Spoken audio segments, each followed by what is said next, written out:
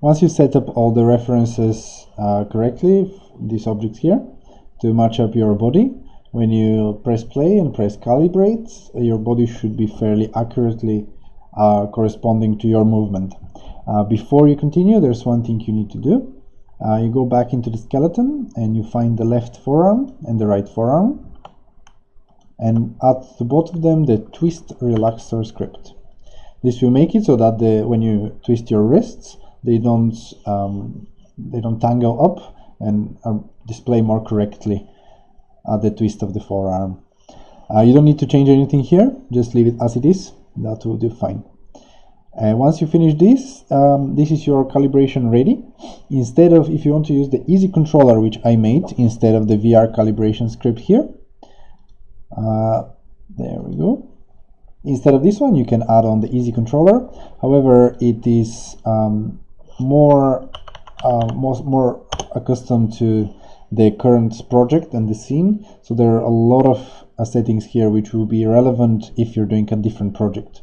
So for example, here is the calibration similar to the VR calibration script, where you add on all of these and so on.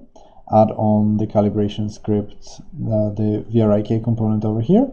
Here is asking for a second calibrate, but I'll go that later on with the other video talking about easy controller. For now, use the VR calibration script to test, and you'll be able to set this up fairly quickly. Let's go back to the VRIK script over here.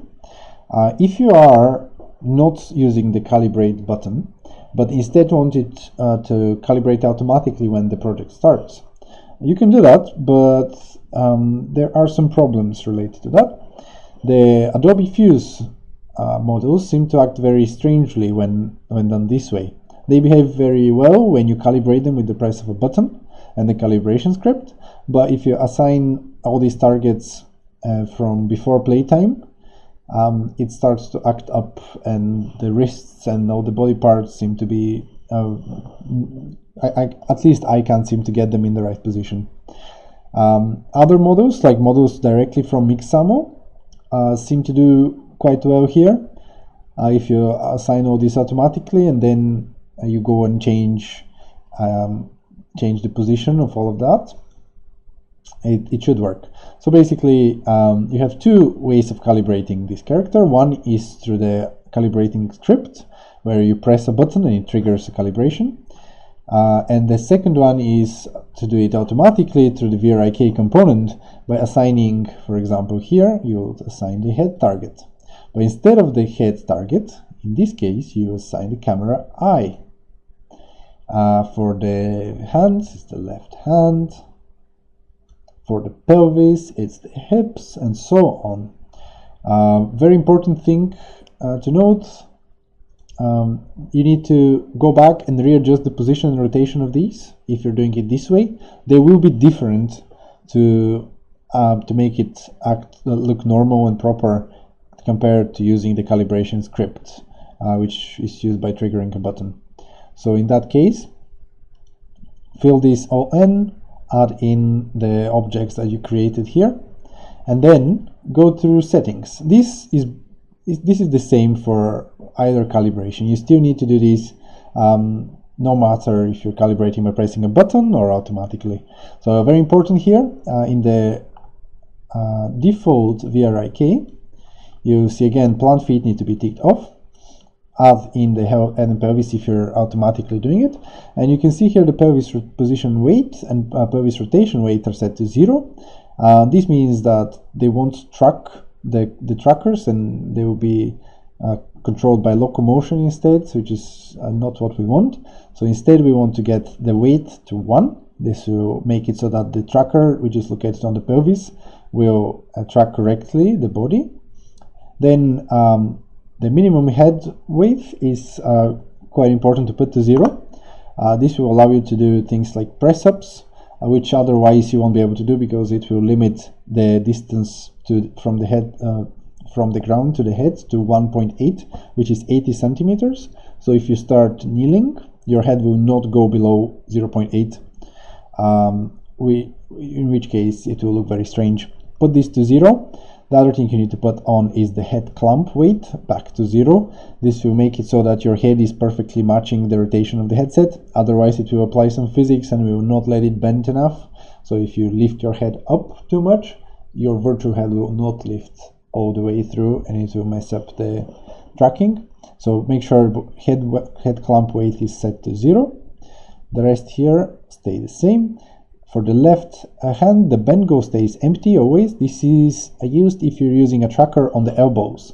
If you have a tracker on the elbows, you would put the tracked object in here, in bend go.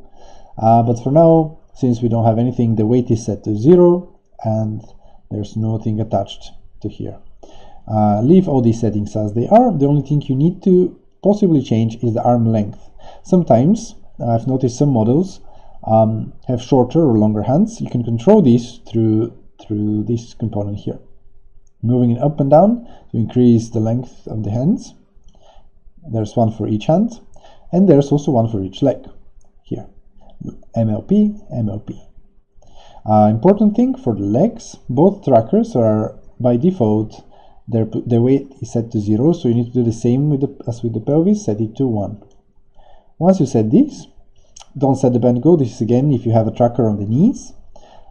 Change that later on during playtime to adjust if you feel like the legs are too short or too long, and also turn off locomotion. Once you do this, your settings are ready, and you need to go back, test, sometimes adjust a little the position of the head, the foot, the hips. The hips, I think, are the trickiest to get to match correctly. If you use my objects over here, which I've created, which are the attacker model and the victim model, they already have the attached VRIK component with all these settings moved around. As you can see here, the arms of the victim are at 1.05 and the legs are at 0.9. I thought it feels better for the seated experience.